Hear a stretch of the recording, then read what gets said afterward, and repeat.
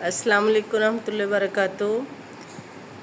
अब जब कि हुकूमत पाकिस्तान ने बहुत ऐसा इक़दाम किया है, शदीद गर्मी में बच्चों को छुट्टियों करने का फ़ैसला किया है, तो पेरेंट्स जो हैं उन पे अब ये ज़िम्मेदारी बनती है कि ये 2 माह है, 2.5 माह है, जितना भी है ना, इसमें अपना फ़र्ज़ बखूबी निभाएं। बच्चे को सिर्फ ट्यूशन की बजाय कुछ ना कुछ टाइम जो है वो 2 घंटे, 2.5 घंटे, 3 घंटे नहीं तो 1 घंटा लाजमी फ़िक्स करें, उनके साथ गुजारें।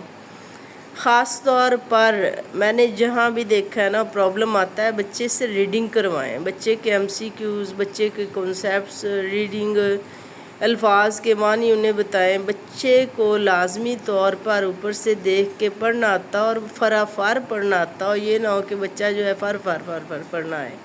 बच्चे जो हैं वो अटक अटक के अगर पढ़ रहे हैं तो इसका मतलब है कि अभी तक जो है उन्होंने रीडिंग अच्छी तरह से सीखी नहीं है, ये जोड़ नहीं आ रहे हैं।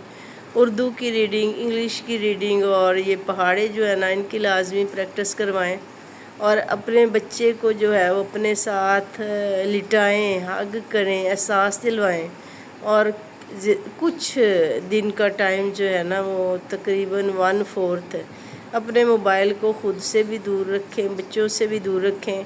और रोज़ाना ये ज़रूर सोचें कि आज अल्लाह ताला ने शुक्र है, घर में कोई परेशानी नहीं है, कोई हॉस्पिटल में नहीं है, कोई मसला नहीं है, फ़ाका नहीं है, तो हमने इसका शुक्र अदा कैसे करना है, अल्लाह का हमने ज़िक्र कैसे करना है, और आज का दिन जो है इसमें हमने क्या ख़ास करना है।